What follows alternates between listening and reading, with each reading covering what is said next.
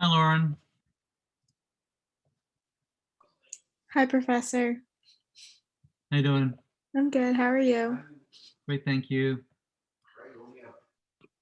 Chat over here. Okay, so let's see.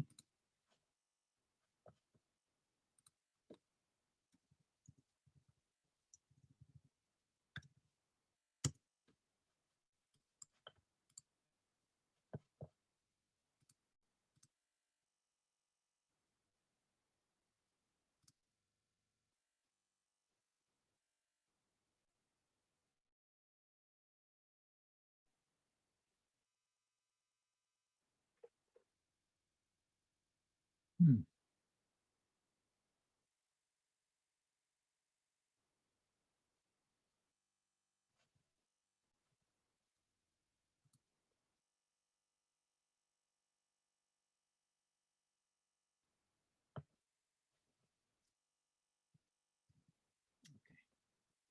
All right, let me bring this over. Bring up Canvas.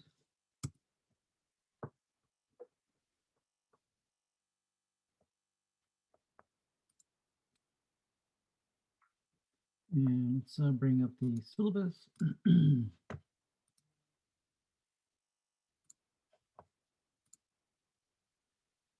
So the assignments.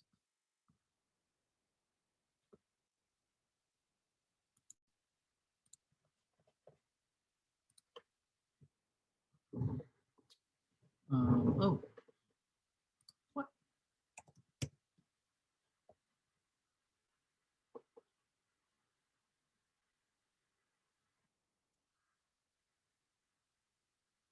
Okay.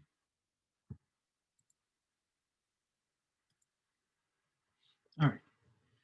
All right. Welcome, everybody. Let's see. So, all right. So we're getting started on the 10th week of our semester. And so this week we're going to be talking about optimizing the database, and as well looking at how you handle multiple users using the database simultaneously. Right? There's many different things that you need to consider that we're not going to be the only ones using the database. Right? Usually there will be dozens, hundreds, thousands of other users that are connected to the database at the same time. So we need to make sure that the database can handle it. Let's see. There's a question on the chat. Hey, Professor, do we have to make an appointment for office hours? No, there'll be an office hours later tonight at regular time at 7:30. But if you can't make it at 7:30, just feel free to reach out to me, and definitely we could do something before that or a different time. Depending on your time zone. If 7:30 doesn't work for you, certainly in the morning I'm also available. You can just reach out to me, and we can jump in a Zoom call, and I definitely can help you out. But do come tonight at 7:30 if you're having issues getting starting your DB7 or your DB8 working. Please reach out to me and or come to my office hours later tonight, and we can definitely help you there. Okay. All right. So let's see. Right. So this week's topic will be everything about performance, right? And performance because how to improve it, how to consider certain things that affect performance, and as well we're going to be talking about multi-user access through the use of transactions. Excuse me.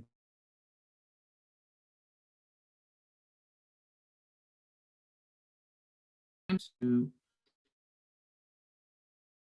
discuss topic, which will give you an opportunity for you to practice the theme of the week. Again, we'll walk you through an example and then ask you to do the same thing for a different. Be doing all our work on the blogs table that we've been using for the last couple months, and then ask you to do the same thing for the posts table table that, again, you've been looking at that for a couple months. So let me introduce the topic of performance, transactions, indexing, all that through the use of an assignment, and then we can come back and take a look at the slides and look at it. Okay. So let's take a look at this. So this is the assignment for this week. Again, it's going out today, and it'll be due Friday of next week, right? So it's not due next Tuesday, right? Remember, all the assignments are now due on Fridays. Okay, so not this Friday, the next Friday after. But I did want to introduce it to you and out there so you can start taking a look at it. Also, we're going to be covering the material all this week, so today and Friday. Transactions and performance and indexing. Okay.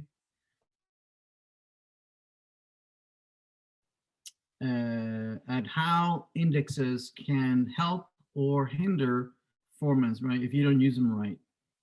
And indexing is based on the idea that that when you're searching for something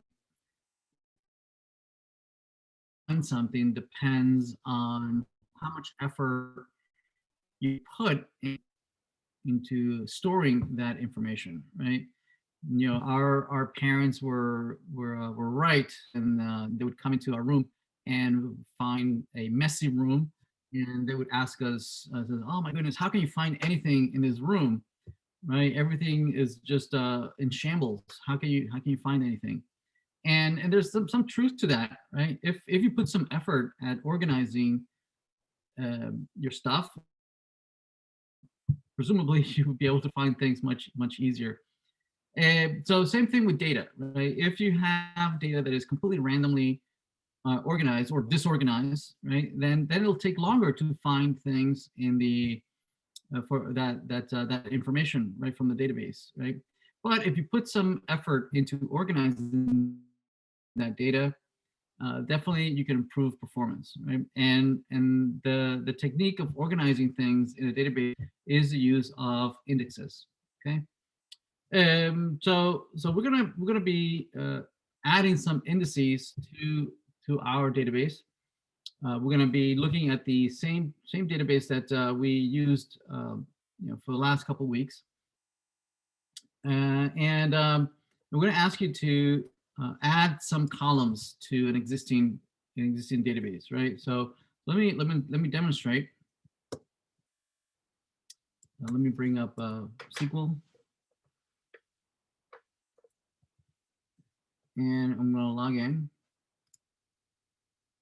And so this is DB design. So I'm just going to import it brand new. Let's see, server, data import. And we can import this directory. No, that's not the directory. I believe it's under downloads, DB design. I think this is the last one. Let's open that up. Start import. Okay. All right. So if we take a look at this and look at some of the tables in here.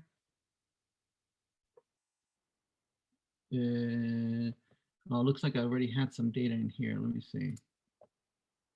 I do. Let me just blow away a couple of these things. Drop table. Let me drop a couple of things from here. And these two.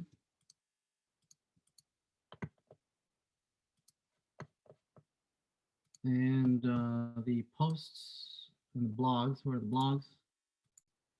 Okay, so we just have a couple blogs in here.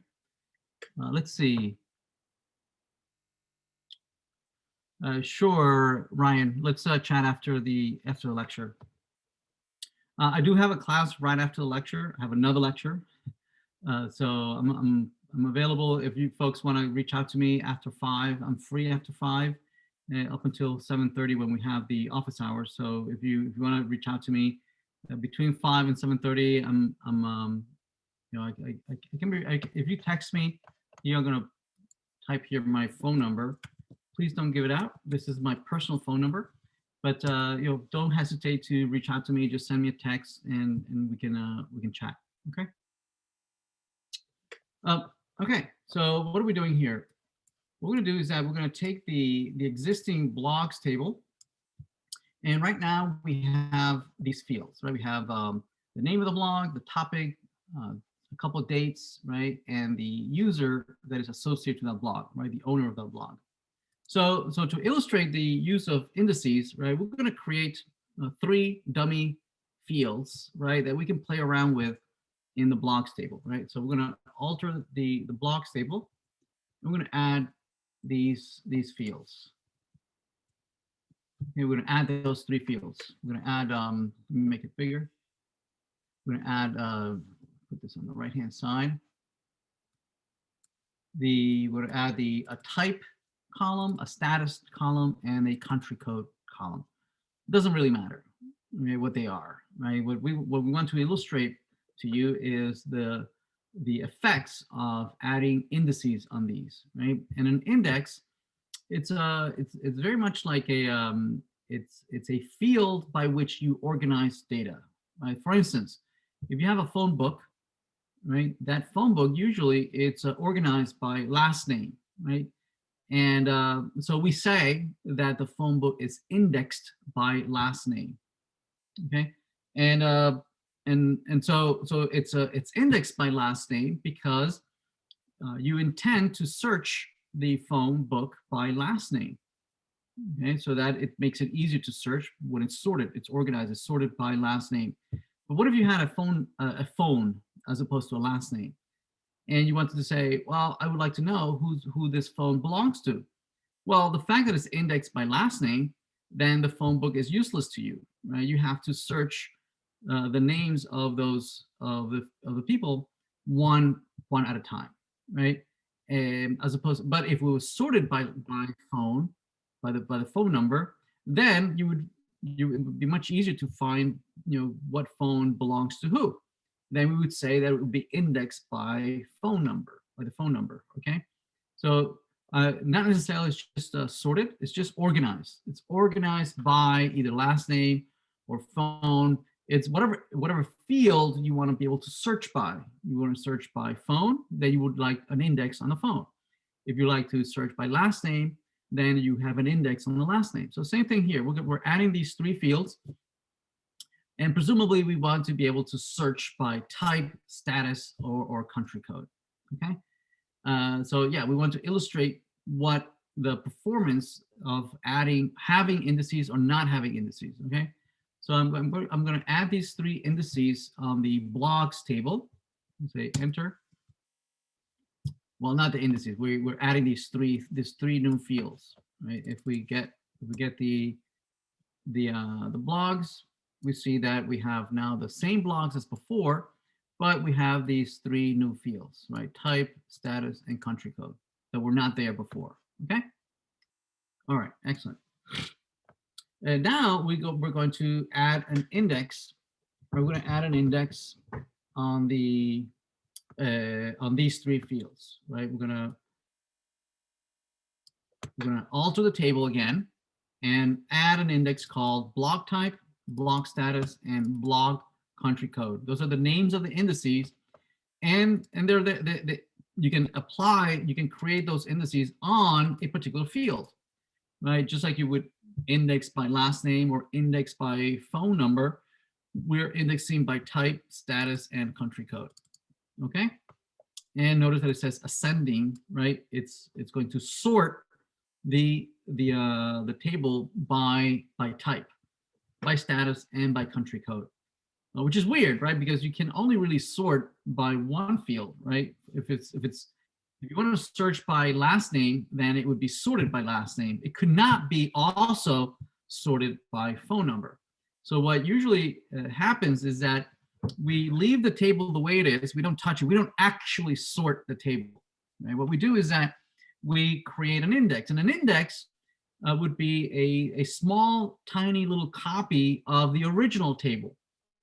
all right, which is sorted, right, is organized or sorted by last name or by phone. So we would have the original table, right, which is physically as a physical table where you have the actual record and the actual data, and then you have several indices on that table, which is a small version of the original table, but it's sorted by that particular field, right?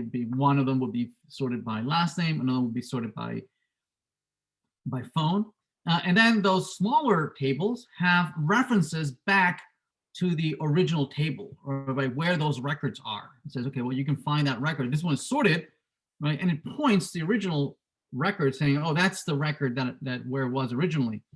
Very much like an index on a book, right? An index on a book, how does it work, right? It basically it's the last maybe, I don't know, 5-10 pages of a book, of a technical book, right? And what it'll do is that it'll have a small portion of relevant words, right, that appear throughout the book, right? And then they say, okay, well, this term or this acronym or this word appears in page 123, 248, 472, right? And says where the actual word appears. So you can jump back real quick to the page and find that word, where it's defined or where it's relevant in there, right?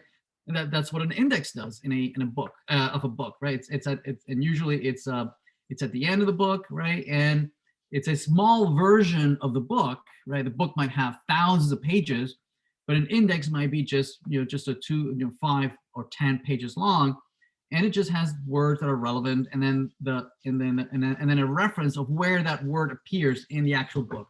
Make sense?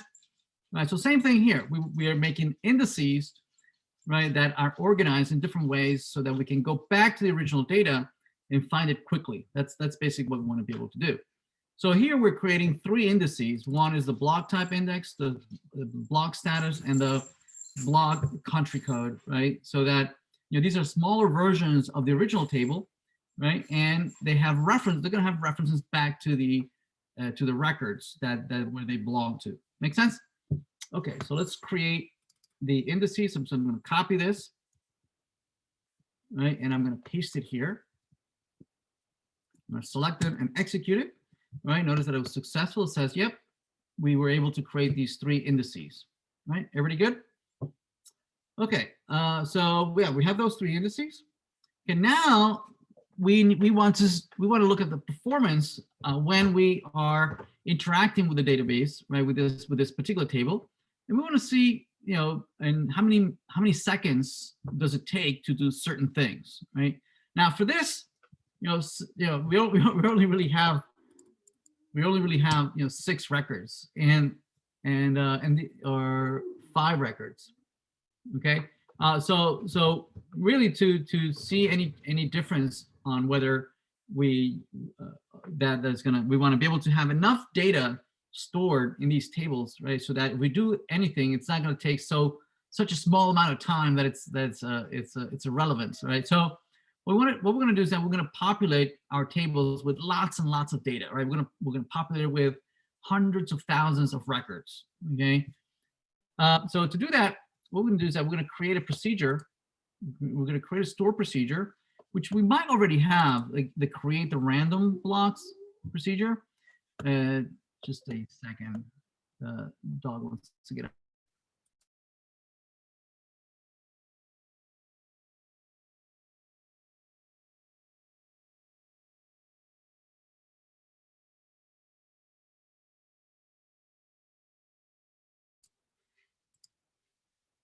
Okay.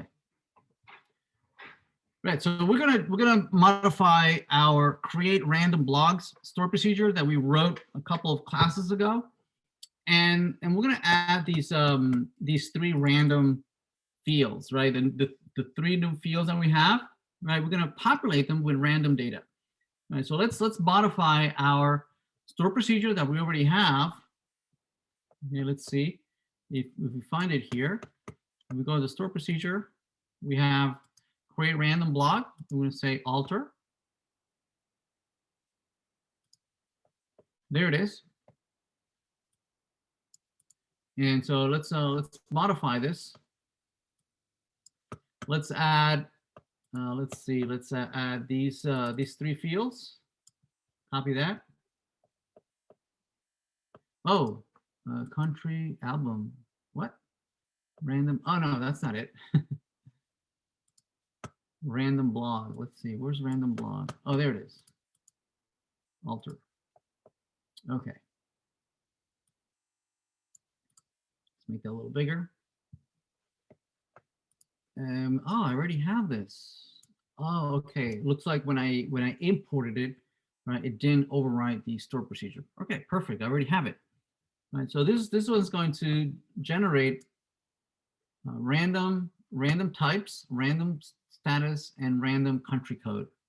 Right. The random type is going to be a number between 0 and 10. Status is going to be a number between 0 and 20, and country code is going to be between 0 and 250. There's about 250 countries. Okay, and then we are going to insert into the blogs table. We're going to insert these random types, status, and country code. Okay.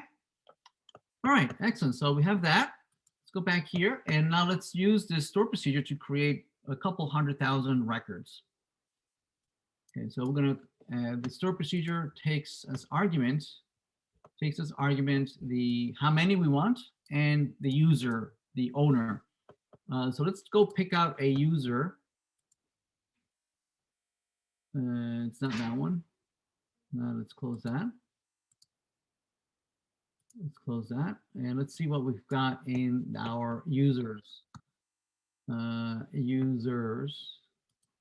Okay, we just have a few users here. Let's see, we have Alice is number 1. All right, so let's choose Alice as the owner of our store procedures. Okay, so let's run that. Let's say we're going to say call. We're going to use that. Say call, create random blog. Okay, so all these steps that we are taking to interact with the database, you should be saving it in one of these query windows, right? Because you're going to save this, right? And you're going to submit all your work here. Okay, and also you should be adding all the different comments. You should be adding all the different comments to everything you do should have a comment. Okay, all right. So we're going to add 100,000 blogs for Alice. Okay, so let's select that. Let's run that. Oops, store procedure, random blogs. It didn't like that. What's going on? Your schema, blah blah. Store procedure. Oh, maybe I need to choose DB design as the default schema. Let's do that. Okay, and that's running. See that? It's running. It's taking a while. It's going to take a couple of seconds, maybe 10, 20 seconds. Now, this depends on the speed of your machine, right? It might take us longer on older machines, or it might be faster on some newer machines. Nevertheless, this might time out, right? Because it might have like a top timeout of 30 seconds. So if your query takes more than the threshold, this will time out and says, for instance, mine, there it is. See that it timed that at 30 seconds. See that? That's fine. We can still determine how many records we're able to be actually inserted. We can count. Let me see how many there are from the blogs. Count ID. Is it blogs? Function DB. Count.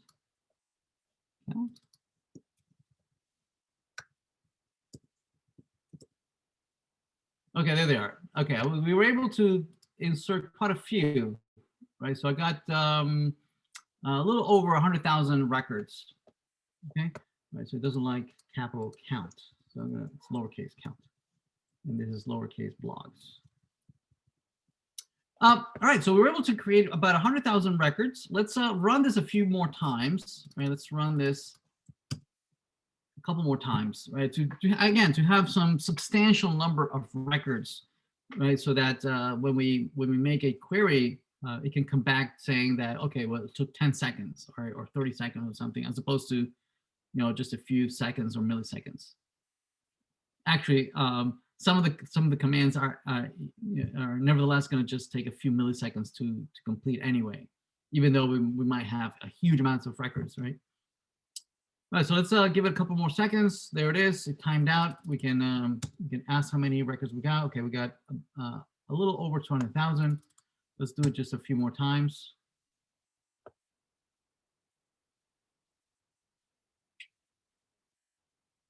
All right, so let's leave it at this and let's continue.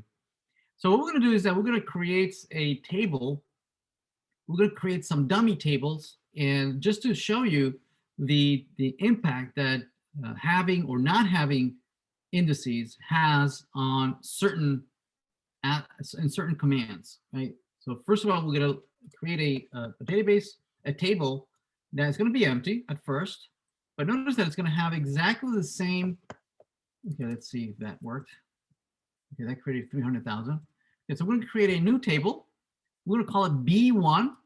I call it B1 just to remember that this is a table that's going to have a copy of all the records that are in the blocks table, right? Notice that the schema looks identical to the blocks table, right?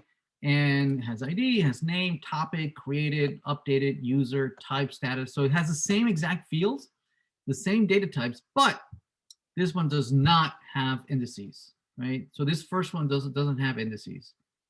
We're going to create a second one that will have indices, right? And we're going to play around and see, what the performance is if you interact with tables that have indices and tables that don't have indices, right? So this one, so B1 is going to have, we're going to copy into B1 all the blogs, all right? The 300,000 blogs that we have now, we're going to copy them over and see how long it takes. Okay, so let's create B1.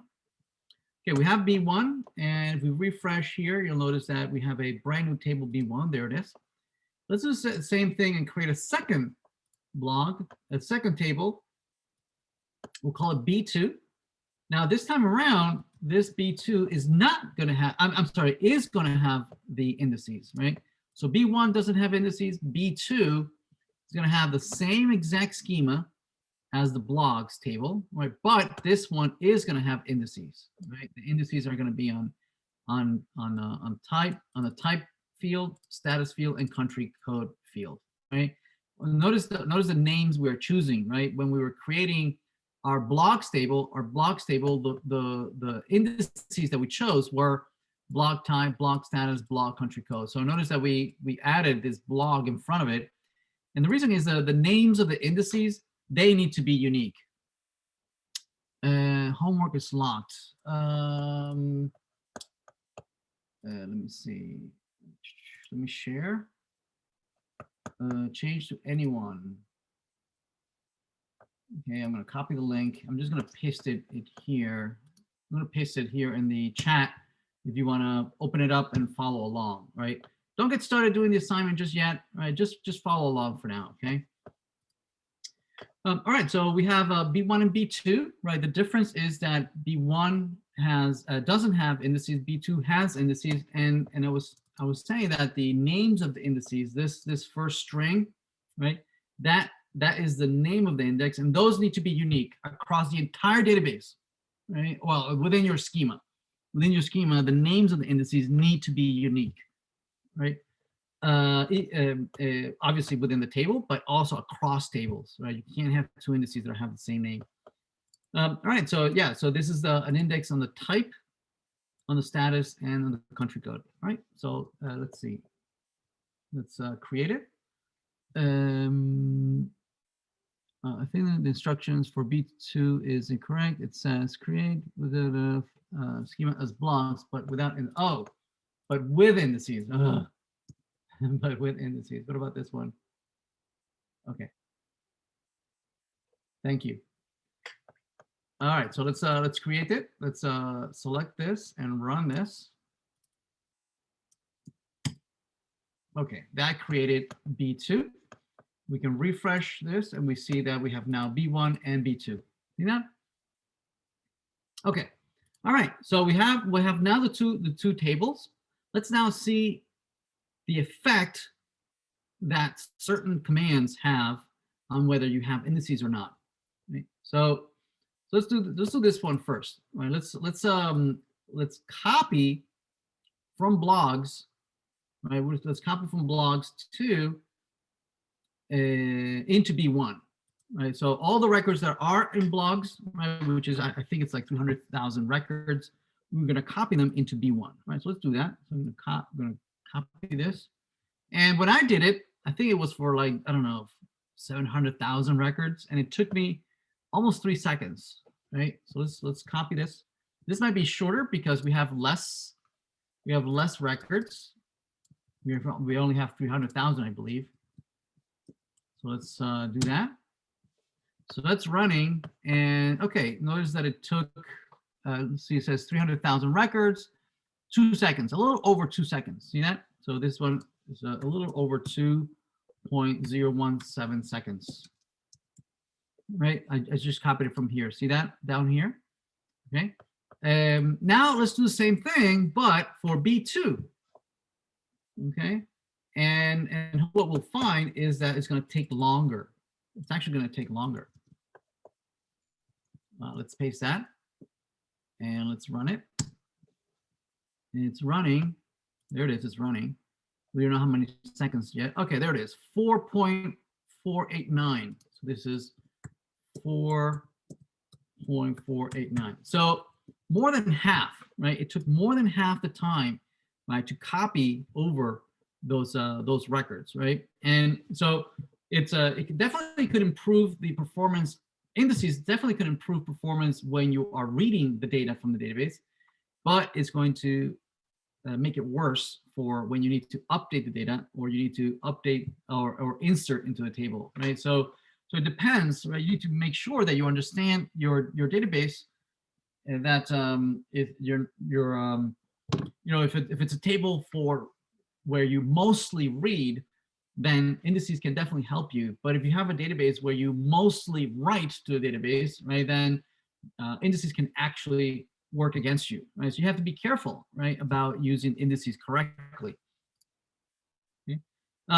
So let's now take a look at being able to read data from the database, right? So for instance, if I want to retrieve those records from B1, remember B1 doesn't have indices, right? B1 doesn't have indices. So let's say we want to retrieve all the records for which the status is equal to 5. Okay. Right. So if we run that, right, notice that it comes back. It comes back with quite a bit of records, maybe half of the records, maybe, or something, right? And how long did it take? It took about 2.1 milliseconds, right? So it took about 2.1 milliseconds. Now, if you do the same thing, right, but for B2, for me, right, it was twice as fast, right, because it has indices. Okay, so if you run it from B2 and you run this, notice that it took 0.14 seconds, right? So 1.4 milliseconds. You're not quite half, right? But yeah. So definitely we get an improvement when we retrieve data, right? But not always, right? Not always. It depends on the select statement. Right? It depends whether you're using the like, right? If it's if you're doing a pattern matching, or you're doing range, right? Those doesn't necessarily are going to run faster. It can actually run worse, right? So if it is that you are retrieving an individual record and you want to be able to find it right away fast, then definitely indices are the way to go, right? But if you have a complicated query where you find a lot of records are going to come out in that query is going to return lots and lots of data, then maybe indices is not the way to go. So you have to be careful, right? So for instance, let's do this range query on B1, where we want to retrieve the records where the status is between 3 and 4, right? If we do that, this comes back with 1.8. So this is 1.8 milliseconds. Okay. And but if you do it for B2, if you do it for B2, this comes out to be 8.5 milliseconds. So a lot more a longer time. So 8.5 milliseconds. Right. So it's actually worse. Right. So yeah, it also depends on the query, and that's what we're going to be talking about. Why is it that indices sometimes help you, and why sometimes indices don't help you? They work against you. Okay? So that's going to be the discussion for today and Friday. We're talking about optimization and performance and how it is affected on whether you index a table or you don't index a table. Okay, that's going to be the discussion this week. All right, excellent. So so once we've demonstrated this to you, right, we ask you that you do this on your own, right? So try to replicate what we just did, right? That we demonstrated for the blocks table. You're going to do identical, the same thing, but for the posts table, right? The post table has some data. Yeah, it has like 5 posts. Right, so you're gonna do the same thing. You're gonna create lots and lots of posts records into the post table, and then you're gonna do inserts. You're gonna do select statements with ranges, right? And we want you to write down what the times were, performance times in milliseconds that you got when you interacted with it, right? And so you're gonna create 2 SQL files. One where you're gonna record all your statements, right? All your, adding the new fields, adding the indices, creating the tables, right? Copying the data, right? Doing queries and whatnot, right? So here I give you some rough steps for accomplishing this. You're gonna add these fields. You're gonna add these fields. You're gonna create the indices for those fields. You're going to create a store procedure that is going to randomly generate a whole bunch of posts, right, to the post table. Use it to generate, use store procedure to lots of, okay, and so the e.g., say, I don't know, more than 500,000 records. Okay, so more than 500,000 records. You're going to create a table P1 that is gonna contain the same schema that you're gonna use to copy over the posts, right? And that was not gonna as opposed to copy. Oh wait, no, this is with same schema as post, but okay, okay, and this one and without, so P1 without schema, without indices. And the second one, but with indices. All right, so same thing as we did with B1 and B2, you're gonna do it for P1 and P2, okay? You're gonna copy the content from posts to P1 and same thing for P2, and you're gonna note down, right, the time. You're also gonna retrieve the data from P1 and then from P2, and then use a ranges for P1 and P2. So same thing we did for B1 and B2, but you're gonna do it for posts, right? And you're going to add as part of your comments, right, the time that it took. So that's going to go in posts index.SQL. The work we just did, right, that we walked you through that, you are going to store it in a separate file. I believe I asked you to put it, where did I put it? I think I called it blogs or something. Blogs SQL. No, I can't find it. Find blogs. Could have sworn I user. I guess not. Okay. All right, so I'll add that in, right? Yes, yeah. All this query, all this that we've been writing, everything that we've been writing, I'd like you to save that into blogs, I think index.SQL, right? And you're going to provide that as a file for your deliverables. Okay. All right, excellent. So that's the first half of the assignment, right? Just playing around with indices and seeing what the performance is of using indices. So the second part is going to be talking about transactions, right? So transactions allows us to deal with the fact that we're not going to be alone using the database, right? Obviously, as developers, it might be, right? It's just us, maybe just a few of us developing using the database, and that's it, right? So there's not much to do with transactions. But the more people use the database, we have to take into account how is it that each one can work independently of each other and how we stay out of each other's hair, right? That we're not trampling any work that we do. So imagine 10 people working on the same Google Doc, right? Google Doc allows folks to collaborate in a document, right? If we can agree that you work at the top half of the document and I work on the bottom half of the document, then no problem, right? Nothing's gonna happen. And for the most part, that's true, right? We can verbally agree that you can stay up there, I can stay down here, right? As opposed to what the alternative would be that if I'm editing the document would be completely blocked from anybody else, right? Because Jose is touching it, right? Is manipulating, is editing it. Nobody can touch that document, right?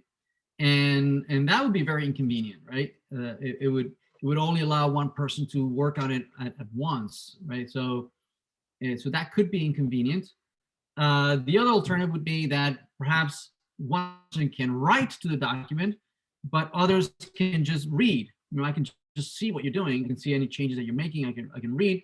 There's no inconsistency. But the problem comes if you allow multiple people to write to the document at the same time. If they stay away from each other, then no problems happen. But what happens if we all of a sudden find ourselves editing the same paragraph, right? So that can be could be weird, right? Where we might be writing over each other, right? Especially if there's like some lag time and I don't see exactly what you're doing, you don't see exactly what I'm doing, right? We might be writing over each other's words, right? So that's where transactions come in, and transactions allow us to be as pessimistic and just lock everybody out and says, no, I'm editing the document all by myself, everybody else out of here, right? And it's just me.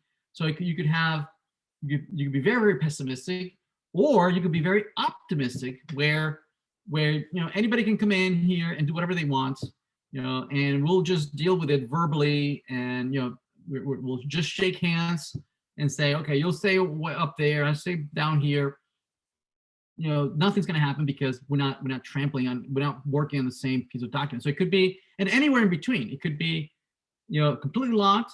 It could be locked for only for the writers, right? Only one writer at a time, but you can have any number of readers, or just everything goes, right? So transactions allow you to be very, very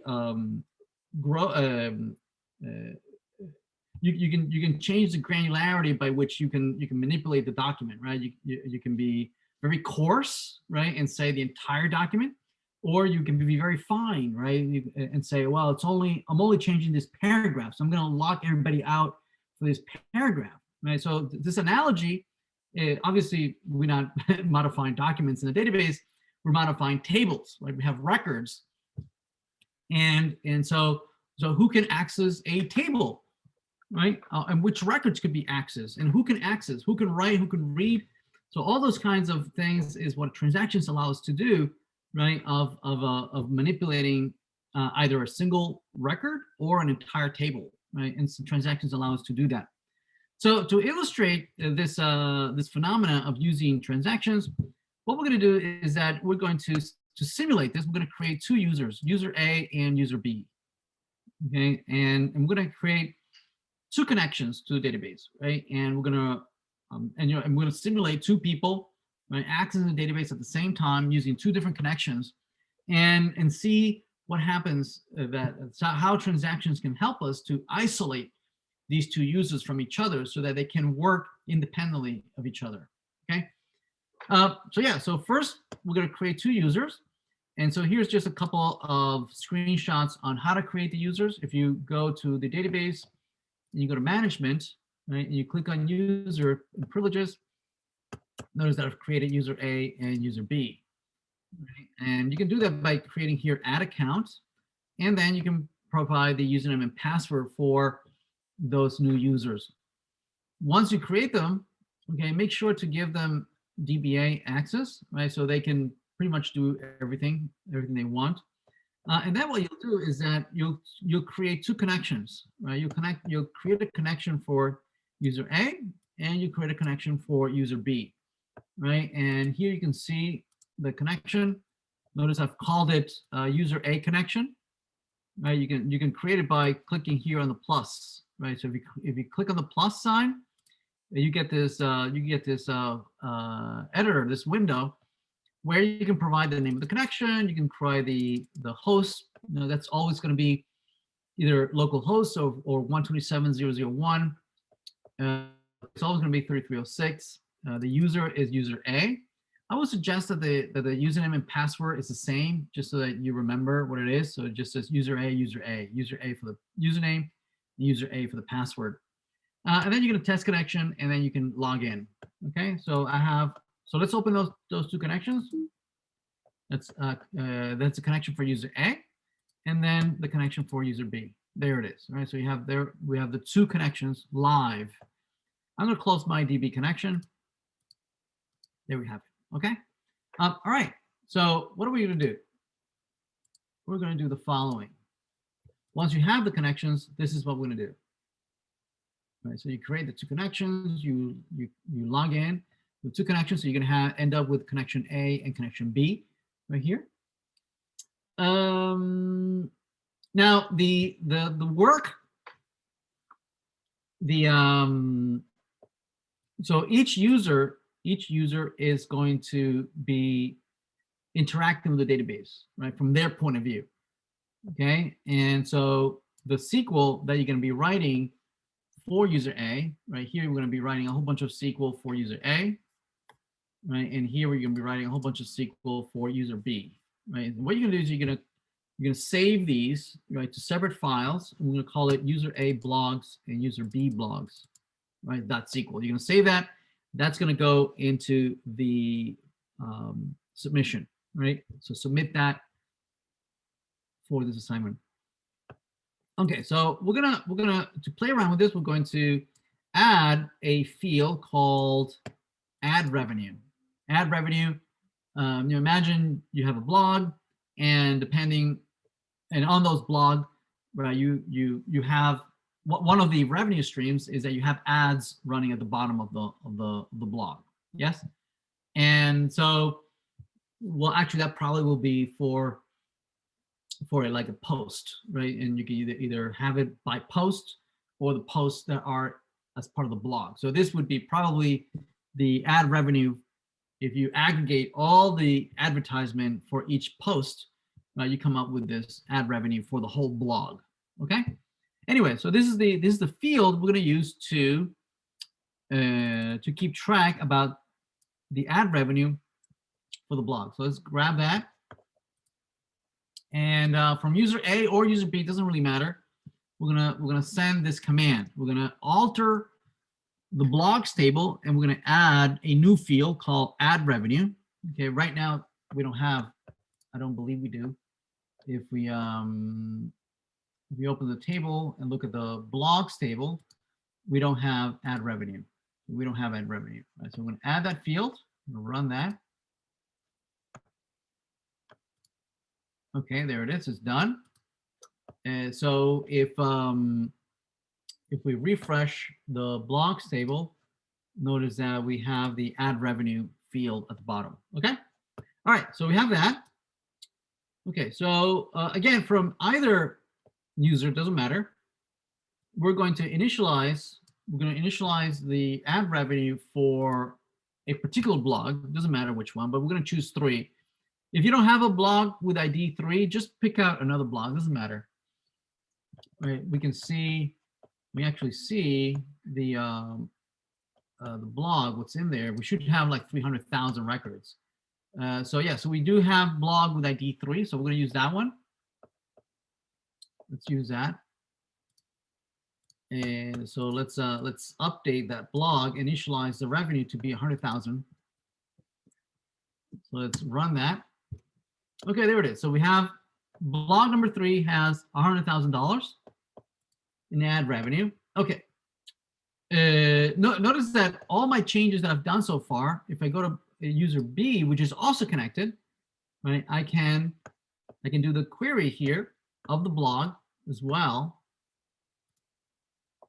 And I can do the query of the blog, and I can see the same information from both connections, right? Notice that blog number 3 has 100,000, right? So from either connection, anywhere, one connection could be from from Europe, and the other connection could be halfway across the world, in Hong Kong or whatever, and in both cases, right, it comes back to 100,000, right? So everybody can see everything, even though we're in different connections, okay, right? And so the problem here is that everybody can see everything, right? It's a good thing. It's also, it could be a bad thing, right? That everybody can see it and also write to it, right? So we want to be able to control who can write and when and whatnot. Okay, so let's do something. We're going to have side by side what each user is doing, right, simultaneously. So for instance, right, so here we have from user A,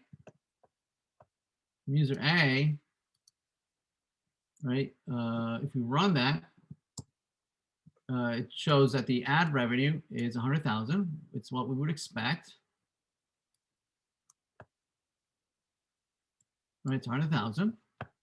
And the same thing from user B. User B also, right, when it runs it, it also comes back with 100,000. So everybody sees the same thing. Good. Right, so everybody sees the same thing. Okay, so to illustrate how transactions can help us isolate each other, right? For instance, one of the, going back to the analogy of the Google document, right? Say I want to work, I want to work on a piece of paragraph, and I want to make sure that nobody comes in here and tramples the work that I do, right? Imagine Wikipedia, right? There's millions of people that want to edit a particular page. We want to make sure that we can coalesce or that we can bring in and merge all those changes into one place, right? But it can't be that I'm editing at the same time that you're editing, right? The same exact part of the document, right? So to do that, to isolate users so that users can say, I'm going to work with this, okay? All my changes are local, right? Nobody can see my changes until I'm done, right? I don't want people, as I'm writing it and I'm not done, I don't want people seeing what I've been writing so far, right? So to do that, we can start a transaction, right? So when user A starts a transaction, any changes within that transaction are only visible to user A, right? No one else. Okay, so user B is not going to see the changes in the transaction by user A until user A commits those changes and says, I'm done. I want to make it permanent. Okay, so let's do this. Let's copy and let's start with transaction. So back in user A, right, it's going to start a transaction. Let's run that. Okay, we started transaction. Now, any changes that user A makes are going to be kind of like temporary, right? They're not made permanent until I explicitly say commit. Right? So let's see. For instance, I'm going to change the blog revenue. I'm going to increment it by $50, right? So I just rendered an ad, right, incremented by $50. Right? So we do that, and if we ask ourselves, did the change go through? So as far as I'm concerned, from my point of view, and I run this, notice that indeed the number went up by 50. See that? But as far as user B is concerned, and you ask for the revenue again, Right, we run it again. Notice that as far as user B is concerned, it's still 100,000. Right, user B does not see the changes before. Right, when we initially made it initialized it to 100,000, both user A and user B saw the changes to 100,000. Right? But now, because user A is in a transaction, any of those changes are not made permanent until user A wants to. Okay, they're only temporary for within that user A. Okay.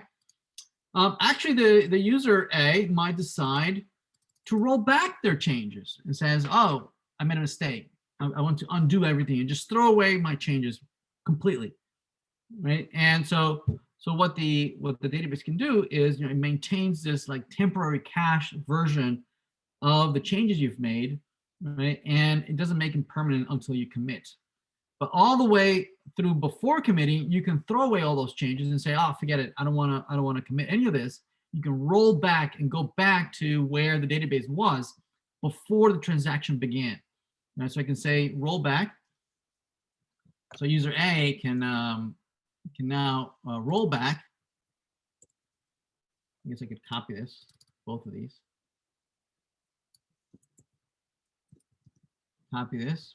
So I can roll back the changes, and then ask what the revenue was. Notice that it goes back to its original value, right? Notice that it did go up to 1,000, 100,000 and 50, right? Whatever, right? But when I roll back, it goes back to normal, right? The way it was before I even started touching this, okay? Same thing for anywhere else. User B that never even knew that it went up for you by $50. They never even they were never aware that there were changes going on, right? Because they were never made permanent. Okay, so what if I do want to make those changes permanent? Let's start transaction again from user A. User A, we're going to start a brand new transaction. Okay, we're going to update and see if the changes. Okay, let's see. Start a transaction.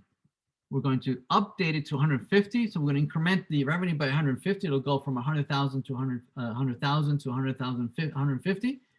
So we'll do that, and let's verify that the changes went through locally, right? 100,000, 100,150, and obviously user B won't see those changes, right? We know that user B is not seeing those changes. There it is. It's still 100,000.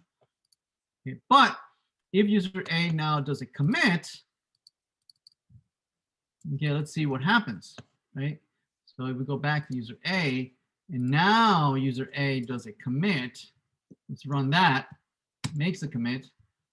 You could obviously you could still see the changes because there were local changes anyway. I mean, I could see them anyway, but user B wasn't able to see it before. But now, if I run the same query, notice that now they see the $100,150, right? So it makes it permanent for everybody. Everybody now, even outside of the transaction, there is no transaction, right? Everybody can see the changes, right? So this allows multiple users, right, work independently of each other, and so that we don't trample over each other's work. Okay. So there. So now that we had a chance to, we showed you how to do this, right? We're going to ask you to do the same thing, but for posts. Okay, user A posts. So you're gonna do the same thing for user A and user B, right? And show, right, that user A and user B can work independently for the posts. Okay, you're going to, oh, why is it showing 13? Format, bullets, list options, restart numbering 1. There we go. You're going to create an add revenue column, right, for the posts table. You're going to choose a particular post, doesn't matter which one, and you're going to initialize the revenue to some value, right? You can choose whatever you want, right? You can confirm that both users can see the new value. You're going to start a transaction for user A, and you're going to modify the ad revenue. And then you're going to confirm that the changes are indeed visible by both.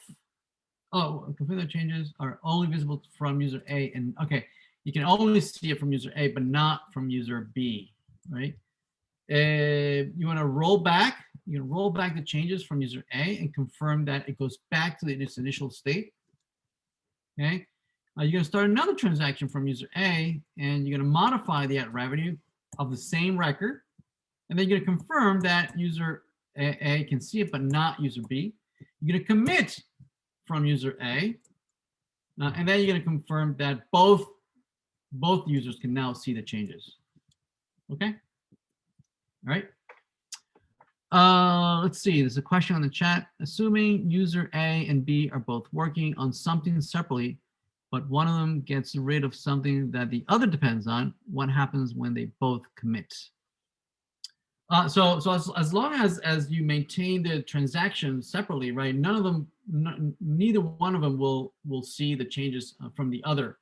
And you can make the transaction as small or as wide as you want, right? It could be, a single record, right? Or it could be an entire table that you can lock, right? And there are several strategies of how pessimistic you want to be or how optimistic you want to be, and you can always roll back if the changes that turned out to be is not what you wanted. You can always say, well, roll back to a particular state, right? You can save a state and say, okay, I want to change all my changes, and then if I don't like the result, I can always roll back to a particular state where I was. Yeah, we'll see several examples of those. For the deliverables, I didn't add a deliverable section. I'll add a deliverable section, but basically, we want you to submit all these SQL files, and so that we can just take a look at them. All right. So that is the assignment for this week. Let's go back to the slides so that we can actually talk about indexing. We'll talk about indexing today, and we'll talk about transaction on Friday. Okay. All right, excellent. So let's do the indexing. Let's take a look at indexing. All right, database indexing. Huge. Let's see, present. Right, can everybody see my screen? All right. Okay, so let's see. All right, so let's talk about, in general, right? The principle is that organization provides efficiency, right? If you don't, if you don't organize, right, your life, it could be less efficient than it should be, right? And we all remember our parents, especially my mother, coming and yelling at me that my room was a mess, and how could I find anything in my room? And she had a point, right? Ideally, you want things. Ideally, you would love to not even have to search for anything, right? That you don't have to find anything. You know exactly where everything is. Okay.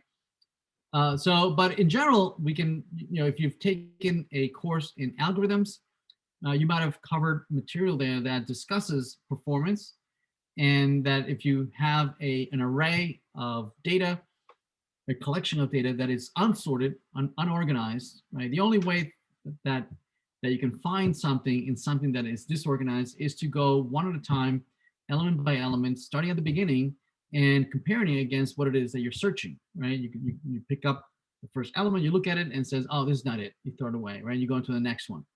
No, this is not it, and you just keep going, right? And if you took, any number of comparisons to find something, what happens if the number of items is just twice as many? Well, you should, on average, expect that it'll take you, twice as long to find something that is twice as big. So we want to know what is the effect the size of a search, on the time, right? And we usually talk about time complexity and space complexity, right? So you might have covered in algorithms, right, that a search on an unsorted list takes in the order of n being the number of steps or the number of comparisons, right? Or n, it could be anything that is the cost that it might take to perform a certain task. Okay, so n in here would be the number of comparisons, right? Presumably that would be the most expensive part of the algorithm, and so maybe you want to count. Well, how many comparisons did it take to find something in an unsorted list, right? And so the theory goes that if you have any number, if you have a list, right, of size n, then it'll take you something proportional. The time that it'll take you, the number of comparisons that it'll take you, it'll be proportional to the size of the list, right? So if it's twice as big, it'll take you twice as long on average.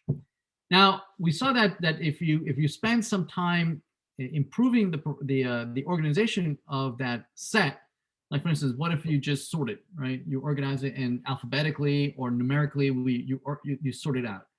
We saw that we can reduce that cost, right, down to, I mean, pretty dramatically, right? We can reduce it so that instead of being proportional to n, the size, so it's instead of being linear, right? Instead of being linear, it's logarithmic, right? So it grows fast and then it just tapers out and then grows very, very slowly, and that's very, very dramatic improvement in the performance. Just imagine, right? If you have n elements, right, and say you have 100 elements and it takes you whatever on average 50 comparisons to find something on average, right? If you double that instead of having 100 elements, you have 200 items, then on average you'll be affected linearly. So before it took you 50 comparisons, well, this time on average it'll take you 100 comparisons, right? So if you double the size, you double the time, right? Whereas if you do sorted, right, the performance is tremendous. It's very, very great improvement on the performance. So for instance, if you have 100 elements and say it took you 50 comparisons to find the elements in that list, right? If you double the size, right, instead of like having 100 elements, you double it to 200 elements. The performance is so good that instead of going from 50 and doubling it to 100, you're only going to do one additional comparison, right? So that's crazy, right? I mean, you double the size of the search space, and the performance is so good that instead of going from 50 to 100 and doubling the number of comparisons, you're going to go from 50 to 51. Okay, that's tremendous performance, right? So instead of doubling, now this is so instead of being a linear, right, now it tapers down. It's very, very tapered down. So it's proportional to logarithmic of base 2. Okay, or it's even better. It gets even better, right? If you are able to use the key by which you're going to search by, right? Say you're going to search by social security number or phone number or email. If you can use that, the field by which you want to search by, if you can use that as an index, right, into a hash table, right, and then in that hash table you store the data in that hash table, right? The time that it takes you to find something, it's actually independent on the size of the table. So if it took you 10 comparisons to find something in 100 items, right? Well, no, let's keep the same example as I had before, right? If it took you 50 steps to find something that in a list of 100 items, right? It took you 50. If you double that to 200, right? It'll take you the same exact 50 steps to find to find something that is twice as big, or 3 times as big, or 10 times as big, or 1,000 times as big. It doesn't matter. It'll always take you the same 50 steps. Okay, and not quite right, but almost right. And so basically, we can find algorithms that are independent on the size of the of whatever you're searching through. Okay, and and obviously these might be might seem that these are irrelevant, or yeah, well, who cares? Well, I mean, some people have been able to make a living, a very good living, at finding data, right, or retrieving data, or making it very, very fast at retrieving a lot of information. For instance, Google's whole business strategy is based on being able to come back with 100,000 results, right, in like a millisecond, right, and being able to come back with lots and lots of results, very, very quickly, and also very, very relevant to whatever it is that you're searching. So certainly there's definitely a value to improving the some of these algorithms to provide some really great service for humanity. So yeah, so basically the basic story is that more organization creates more efficiency. So yeah, so what? Let's take a look at now taking this analysis at the and apply it to SQL tables, right? So SQL tables, right, are just records. Each, all the records are the same within that table. They have the same fields, and so imagine you had a field there, or column that you are storing phones and other fields where you're storing names, and that represents some kind of phone book, right? And so you can depending on how you want to search through this table, you might want to search it by phone. You want to search it by last name, by first name, by address, by zip code, by country, by state or city. There'll be many different ways that you want to search through this, right? Now, some of those searches will be unique. Like, for instance, if you have a phone number, it's a phone book, then usually that phone is unique to that person, right?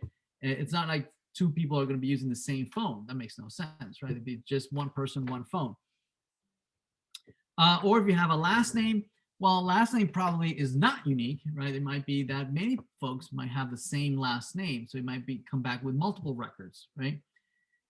If you have maybe a full address, probably that's also unique, right? And that the full address, the street, the city, the state, zip code, that is combined, right? It's a composite key that tells you a unique record that has that specific address, right? So some of these keys, some of the fields or combination of fields will be unique, and some combinations will not be unique, okay? And depending on how you want to search it, ideally the table would be organized or sorted by that field, right? Either by phone, by address, by last name, by whatever it is that you want to search it by, right? And so, but the table can only be really organized and sorted by only one way. So what indices allow you to do is to make copies of the same table, right, that are organized by the field that you want to search it by, right? So for instance, if you want to search it by address, or by phone, or by last name, or by whatever, right, there will be a copy of that table, but organized and sorted by that particular field, okay? Yeah, so and then those copies are going to have references back to the original records, right? They're gonna say, well, the records are stored in this part of memory in the file system, right? These couple blocks of the file system are storing records, 10 through 20, and then so in the indices table, right? You're gonna have the field by which you are you want to search by, right? It's sorted by, and then there'll be an RID or record identifier that's kind of like a pointer back to where the original record is with lots of the other fields, right? Because the copy, the index, will only have the field and a record ID by which you wanna search by, right? But then the original record is going to have all the other fields, right? It's going to have the last name, the first name, the address, and all those other stuff, right? That are not by which you are indexing. The way you create an index, right, is by using the statement create index. You can give it a name, and you can say on which table and which field you want that index. Let's see. In the copy of the table, newly generated only when a record is added. But in the copy of the table, newly generated only when the record is added. Yeah, so that's so you're right. So the student is making a great point, right? Once you create the index, you have copy, and you can have multiple copies. 2, 3, 4, depending on how many indices you have, and that's why the insert can be affected negatively, because now when you're inserting into a table, now you're not inserting only into the original table and adding a new record at the bottom. You need to go and do the same thing for the other copies, right?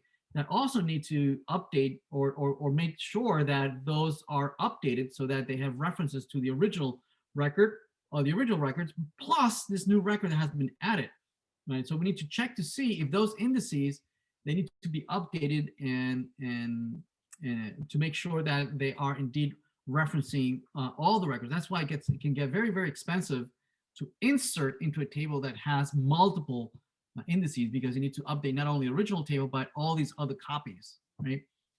And yeah, no, and the index is created right when you say create index. You create the index, right? And basically, if you had a table of 100,000 records, right, you're creating a brand new copy, also with 100,000, right, that have the RIDs back to the original records. So here's an example where we're creating a non-unique index, right? We're saying create index major ID on student major ID, right? So the name of the index is based on the field that we are creating the index on. In this case, we're creating the index on the student table. And if you remember, major ID is a foreign key on the student table. So that means that you could have multiple students, right, that are in the same major, in the same department. So the values of that field can actually be repeated multiple times. You can have multiple users, multiple students that are in chemistry or computer science, right? Electrical engineering.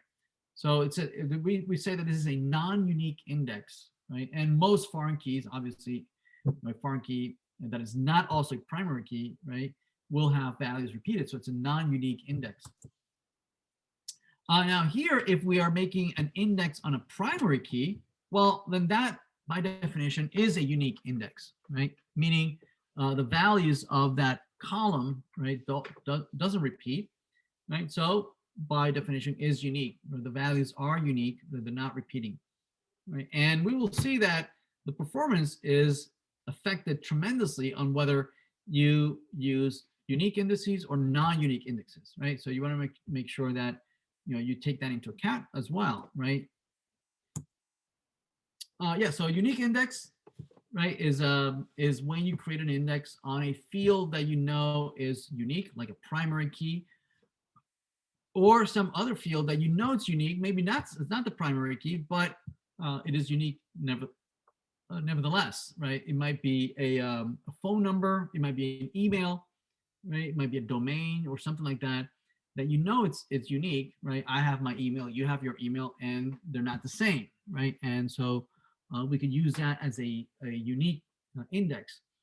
And non-unique indexes, right, is when again that field, that column might have values that are repeated. So here's an example of a unique index and a non-unique index. So for instance, on the you have in the middle, you have the student table, the original student table. That has several users. We have Joe, Amy, Max, Sue, Bob, Kim, Art, Pat, and Lee, right? So these are all students in the student table, right? With the primary key 1, 2, 3, 4, all the way through 9. We have 2004, 5, 2001. These are all graduating years, right? And also 10, 20, 10, and all this is the department that they're graduating on, right? So Joe is graduating in department 10, Amy department 20, Max department 10 again, right? So now you have these two indexes that we've created, right? The SID index and the major index. Notice that they are referencing, right, the original records, right, because they have the values pointing to what records they are referencing, right? And notice that these are unique, 1, 2, 3, all the way through 9. They don't repeat. Whereas major ID, you're going to have a lot of repetitions, right? You're going to have lots of 10s, lots of 20s, lots of 30s, right, that are referencing some of these records, right? You have here, we have 10 students that are in department 10. We have 4 students that are in department 20. We have 2 students in department 30, right? And they're referencing these back in the original table. Make sense? And we're going to see that there's quite a huge difference of performance when you use unique indexes and when you use non-unique indexes, right? We'll see how it can be, actually detrimental, right, on using non-unique index. You just have to be aware of it. Okay. All right. So internally, the database organizes the data in what are called B trees, right? B trees, right? If you go back in your algorithm days when you were considering taking a look at searching through different data structures, and we saw that trees can help us organize our data to so that our algorithms can run more efficiently, right? And that not necessarily whether we actually create the data structure as a tree, or that as we progress through the data that we are processing, where each time the data halves, or the data that we're considering, it becomes half of what it was in the previous step, right? Then we have kinds of performance that are equivalent to when you're working with trees, right? For instance, if you've looked at quicksort, for instance, that's a very classical type of algorithm where you take a look at sorting an entire set or array. It's the same, is equivalent at sorting half of that array, right? Where you can split the big job of sorting one big array into sorting 2 halves of that array, right? And then you can split it again, right? Sorting that half is equivalent as sorting the 2 quarters, and then the 2/8 and the 2/16, right? And then once you get to the bottom, right, you can recreate the sorted data, right? So either whether you actually split it into trees, or the algorithm allows you to split the processing by half every time, right? We see that these kinds of structures that are binary by nature, right, they can improve the performance on whatever algorithm you're working with, right? And so we're always asking ourselves, is it worthwhile to go through the trouble of organizing our data, right, into these complex structures, these tree structures? Is it worthwhile, or can I just forget about it and just treat it as a random collection of data, right? So here's what we were trying to represent here. The top half over here is representing a full scan of the table, meaning if I'm searching for something, I don't, it's not sorted, I can't use any fancy structure like a table, like a tree or anything like that, and there's no splitting. I'm just going to brute force go through the entire table looking for something. Okay, I'm going to look at each item and says, oh, well, this is not it. Is that it? No, it's not it. I'm just going to go through each one. I'm going to full scan the table and find something, right? As opposed to, right, starting our search at the root of some tree structure, where every time we can ask ourselves, well, is what are we looking for greater than or less than, right, the current key that we're looking at, right? And if it's less than, we will go one way. If it's greater than, we go the other way, right? At each decision point, we are throwing away half of the search space, right? Just like a phone book, when you search a phone book or a dictionary, right? And you're searching for a word, and typically you start off at the middle.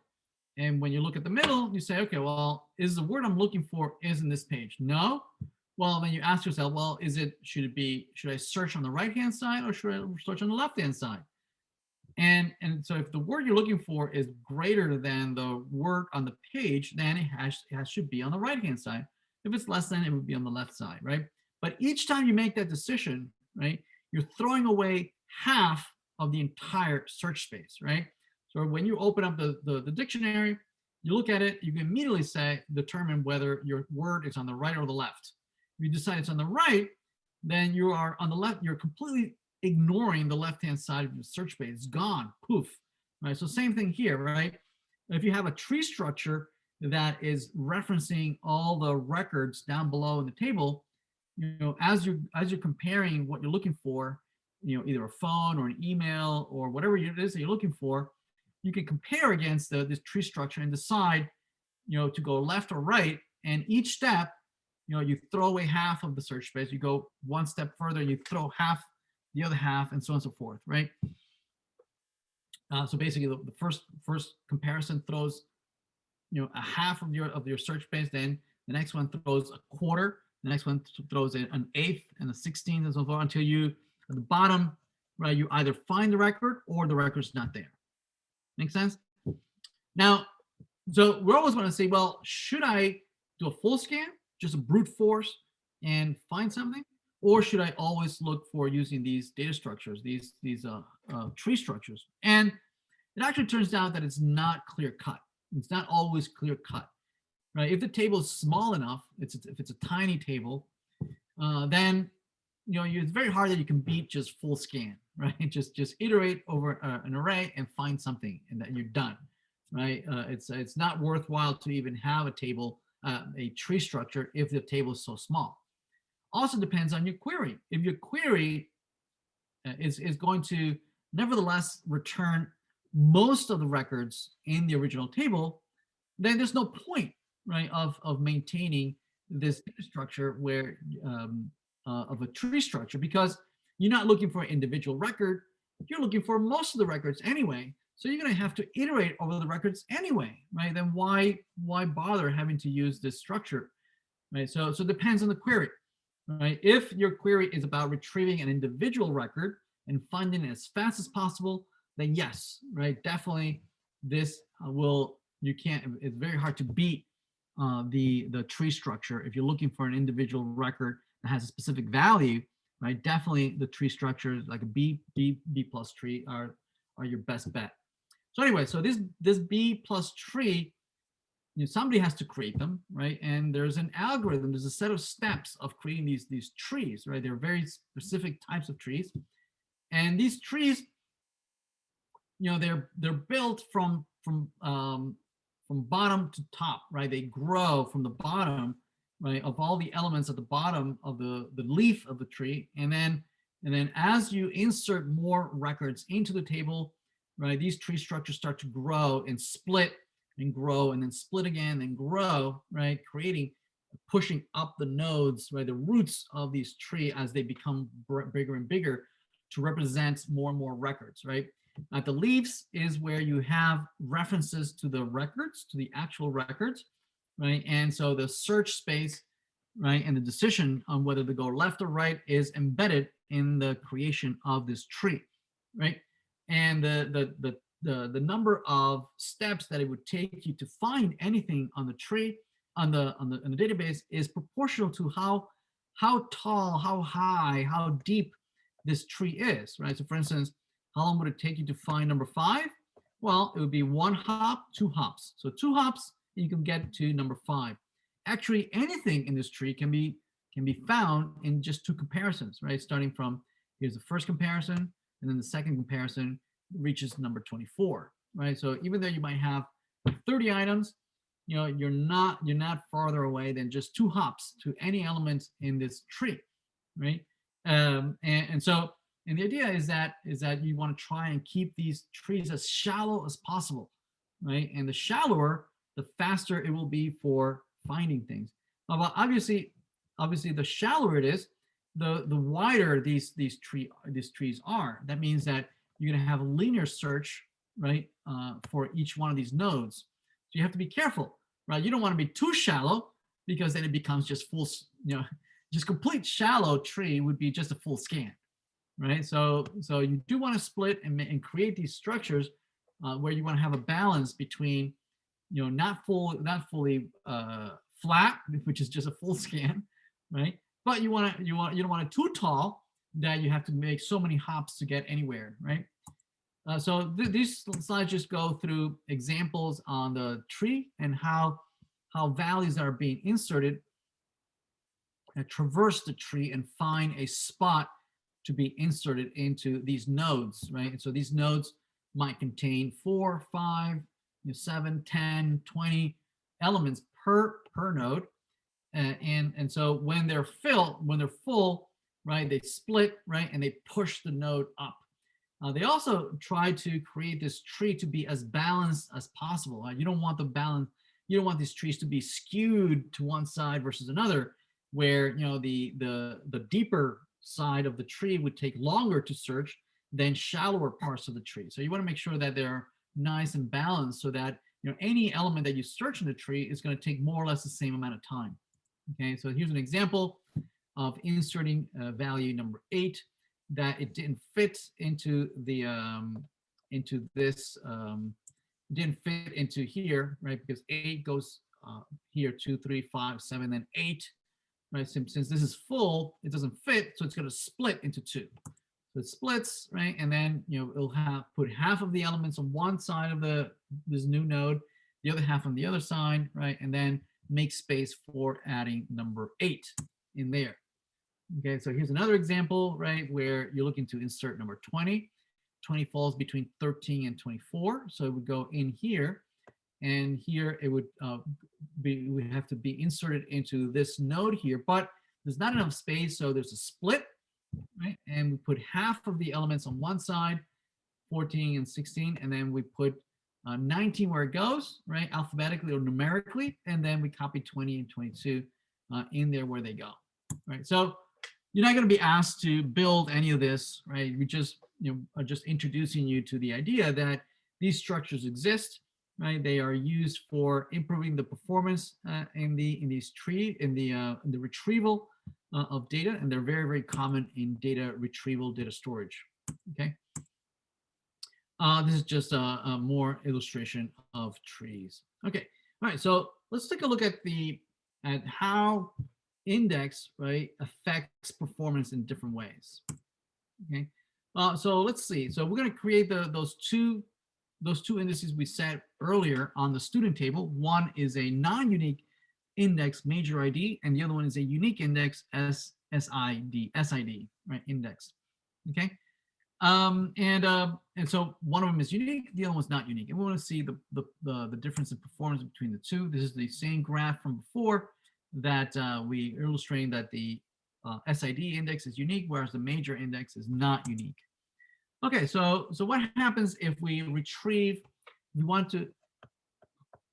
we want to retrieve students, right? A particular record for a student ID. The student ID is equal to 8, right? So remember that SID is unique, so this should return a single record, right, with SID equal number 8. And basically, right? Let's first consider if there's no index. Right? If there's no index, it basically is what? It's linear search, right? We're going to start from the very first record. We're going to check the SID. It might be 1, right? And so that's not the one we're looking for. We throw it away. We go on to the next one, right? It's a number 2. Is that 8? No. 3. Is it 8? No. Until we go all the way through and we find number 8.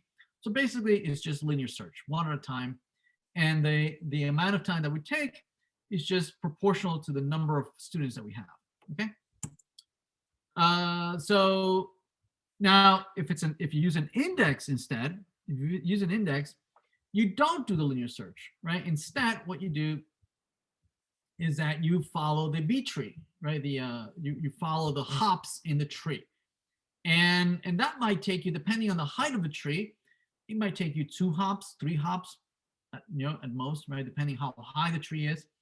And it'll be, as I mentioned earlier, right, when you use these data structures, they all allow you to have the performance of logarithmic performance, right? Where if you just double the size, you only are adding just an additional hop in the tree, right? So even though you incremented the size by twice, the actual performance only increments very, very tiny. It's a very small change. So these trees allow you to be very, very efficient. So anyway, so yeah, so the only expense is to move on different hops throughout the tree, find the original record, find the one that has number 8, right? Using a tree, go left, right, left, right, left, right, and then you reach the index, right? And then that's going to have a record ID or a reference ID back to the original record, right? And that's going to give you another hop, right? So it could be much, much faster without having to iterate over the entire number of students. Or you can have thousands of students. Student number 8 could be the very last one, right? The very last record in the students table, right? So it would take you, dozens, hundreds, thousands of comparisons to find it, right? Again, proportional to the size of the tree of the table. Whereas here it's just 1 or 2 comparisons and you're done. Now, one of the things that we need to consider is that what is it that we're trying to optimize? I mean, we've been talking about comparisons. We're saying that we're worried about counting the number of comparisons that it takes you to find something. That's not actually what we're trying to optimize, right? Obviously, conceptually, we're going to say, well, the less number of comparisons, the faster it'll be. Yes, that is true. But the comparison itself, the expense of doing a comparison is actually very, very small compared to other things that need to happen, right? Normally, when a database is searching through something, it only has a small portion of the actual database in memory, right? Most of the database, the vast bulk of the database is in the file system, and for the database to be able to search through something, the server, it needs to copy part of the content in the file, bring it into memory, and then do the comparisons. Okay. Now, the time it takes you to do the comparison, it is insignificant, right? The time it takes you to do the comparison is insignificant to the time it takes you to bring the data from the file system into memory. So the read operation, right, of copying the data that is in the file system and copying into the CPU and to RAM to then do the comparison, right? It is just, it's several orders of magnitude much slower, right, to read something from the file system into memory. So that's really what we want to optimize, right? We don't want not so much the number of comparisons, but the time it takes us to go to the file system, right, and copy, read, write from the file system. That's what we want to optimize. That's what we want to minimize the number of times we go out. I/O is very expensive. So let's take a look at, now considering that we want to optimize file I/O, let's take a look at some real life numbers, right, and see how expensive would it be in file I/O from the point of file I/O. So imagine we had a university, 40,000 students. We have 40 departments. So on average, you can think that there's maybe 1,000 students per department, maybe. Okay, and now data, when it's stored in the database, is typically stored in disk blocks, where one block, depending how many bytes each block it is, right? It might be housing several number of records in one disk block, right? So reading and usually the I/O is you read an entire disk block into memory, and let's say that the size of the block can contain up to 10 student records per block. Okay, so with that, right, if we have 40,000 students, right, and there are 10 students per block, right, if you want to read the entire database into memory, you'll need to do 4,000 reads into memory. So if you're doing if it's a non-indexed database, right, and you need to do a full scan, right, it'll take you 4,000 reads to bring all that into memory. Okay, as opposed to If it's indexed and you know exactly where to find it, it'll be the time that it takes you to go so many hops into the B tree, do the read, and then jump to to where the actual record lives, right? It might take you maybe 3 reads to do that, right, at most. So you're talking about an improvement in performance in file I/O of 4,000 that it would take you to do a full scan, compared to maybe 3 or 4 or 5 reads that it would take you to do using an index, right, on how many reads out to the file system. So you're talking about 1,300 times faster performance, right? Again, from the point of view of file I/O, right, which is the most expensive operation, right? But this is not always the case, right? This is a graphical representation of what we just described. But what if you want to do, instead of looking up a record by their user ID or student ID, right? And instead you want to do by their major, a non-unique query, right? A non-unique index, right? Where there might be lots of students that are in major ID 20.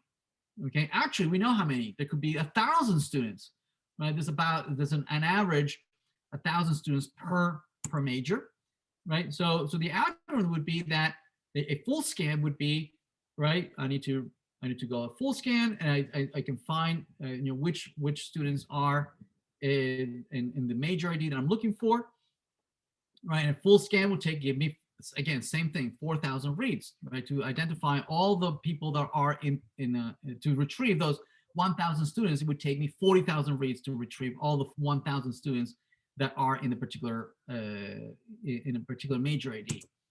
Now, if you're using indexing, one of the problems with indexing, right, is that you're going through the B tree, and you're looking for a particular index, right, and value in the index, and then so you're following the tree and you find the original record, right? So you jump to the record, and that took you maybe just a couple of comparisons to do that.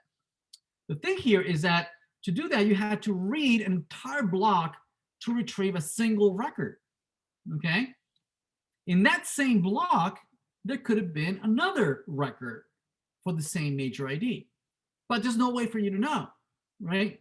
To look it up again, right? You have to go through the tree again to find a record that might have been in the same block that you had read earlier.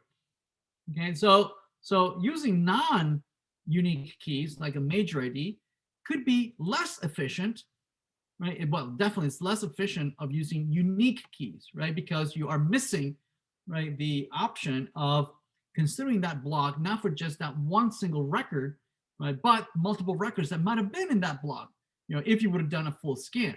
Yes. So in this case, because there are 1,000 students, you end up doing 1,000 reads, right? One per student, and you know exactly where they are. Right? You can just retrieve them really, really quick. So if you compare full scan against non-unique indexes, notice that the speed is not as dramatic as it was when you had the unique keys, right? You only get a 4 times faster performance, right? Okay, so we'll come back to this when we next on Friday. We'll finish this up, and we'll talk about other scenarios. Again, if you want to reach out to me, I'm free at 5. Give me a jingle and we can chat. Okay. All right. Thank you, everyone. Thanks, Professor.